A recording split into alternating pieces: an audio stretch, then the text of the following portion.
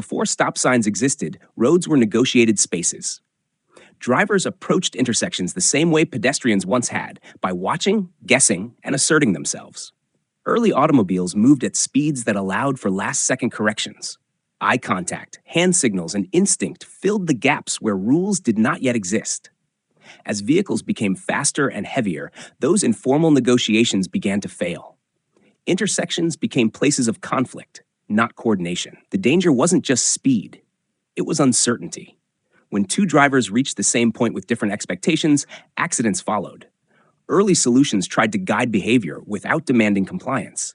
Signs warned drivers to slow down. Others suggested yielding.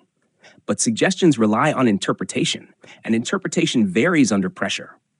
In critical moments, hesitation is more dangerous than decisiveness.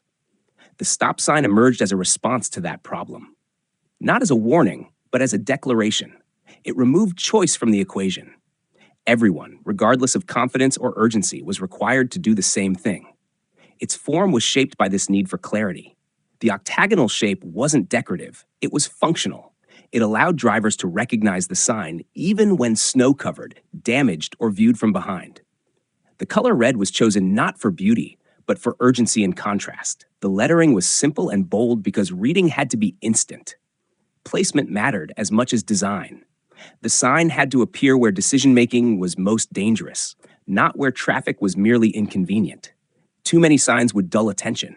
Too few would fail to establish trust. The balance had to feel reasonable, or compliance would erode. This is where human behavior becomes central. People follow rules they believe are fair and predictable. A stop sign works because drivers expect others to obey it too. The moment that expectation collapses, the system fails. Here is the realization: the stop sign does not control traffic. It synchronizes belief.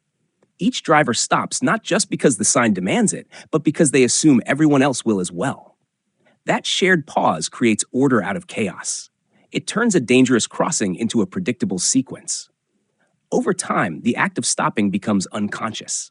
Drivers slow before seeing the sign clearly. Their foot moves without thought. The sign itself becomes almost invisible.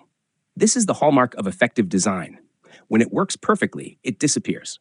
The stop sign does not shout. It waits.